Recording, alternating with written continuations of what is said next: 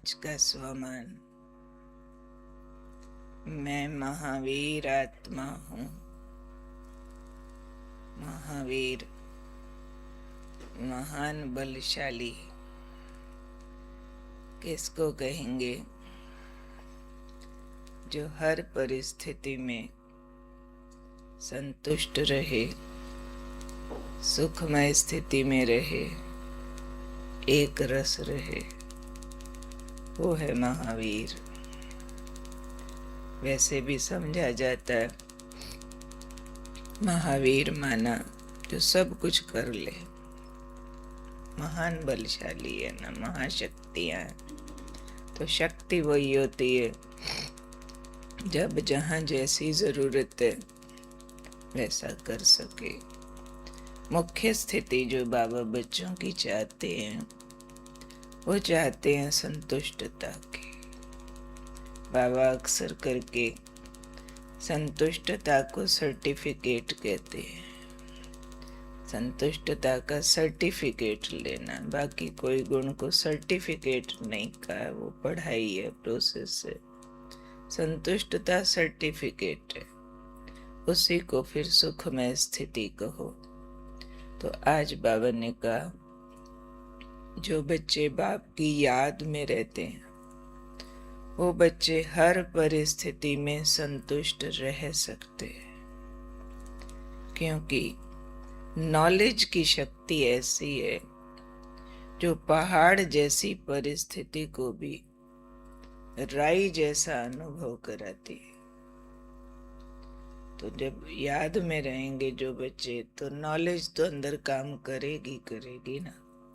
बाबा की याद नॉलेज की याद के बिना नहीं होती है। बाबा याद आता है तो नॉलेज जागृत होती है। इसलिए बाबा ने कहा बच्चे जो याद में रहते हैं वो नॉलेज की शक्ति से पहाड़ जैसी परिस्थिति को भी राई जैसा अनुभव करते हैं। अब राई माना क्या? राई जैसा अनुभव करते हैं, पर राई माना क्या? राई माना, आज बाबा ने ये नहीं कहा कि बहुत छोटा सा, जरा सा।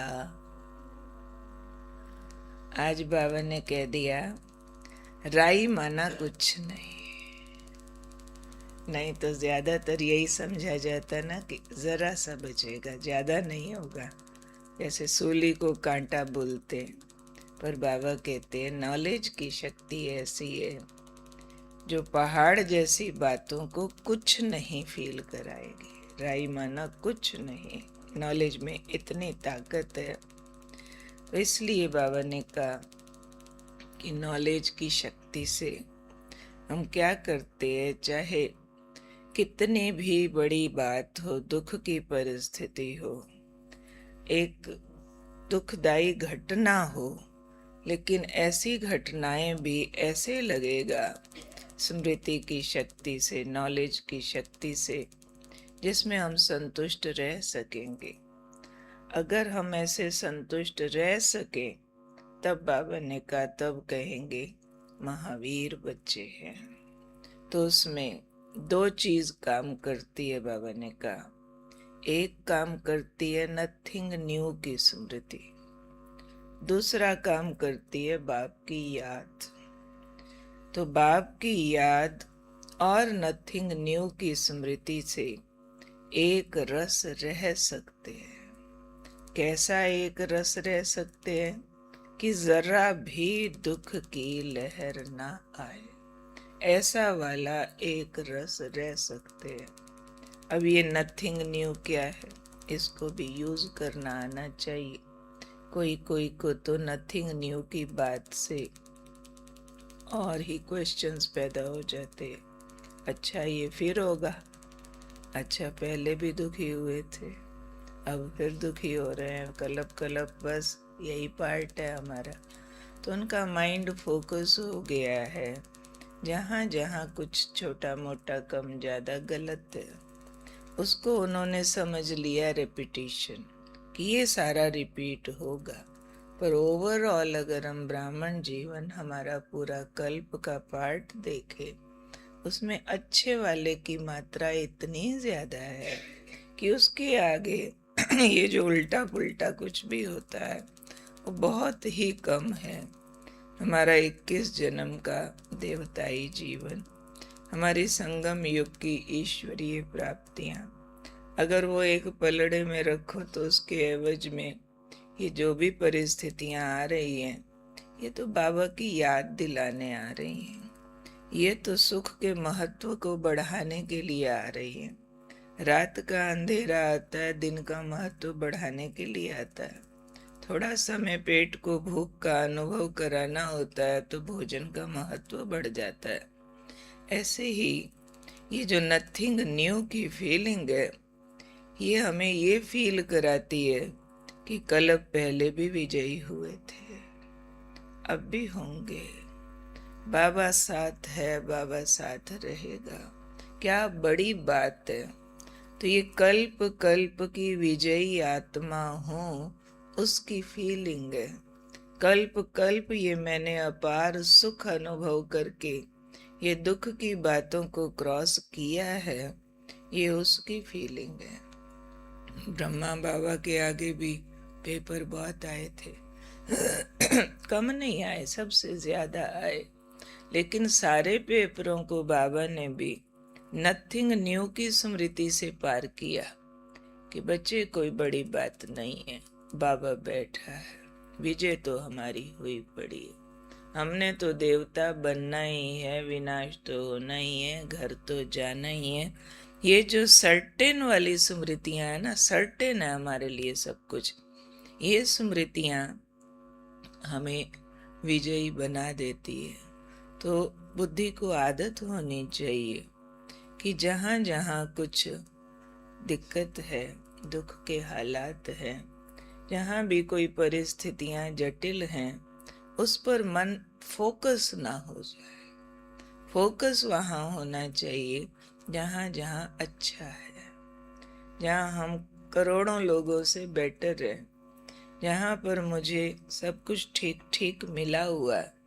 शरीर को एक बीमारी किसको आती है तो सारा ध्यान उस बीमारी पर टिक जाता है। ऐसा क्यों हुआ, ऐसा नहीं होना चाहिए।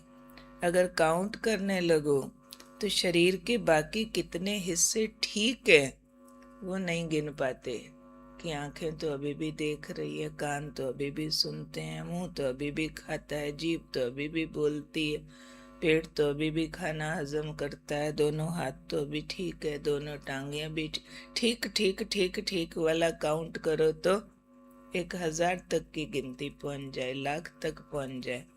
इसलिए नथिंग न्यू माना, जो अच्छा अच्छा अच्छा अच्छा अच्छा अच्छा अभी भी है उस पर फोकस होकर के फिर अपना विजयी स्वरूप स्मृति में लाना कि हम कल पहले भी इन सब को पार करके ऐसे विजयी बने थे, अब भी बनेंगे, कलब कलब बनेंगे।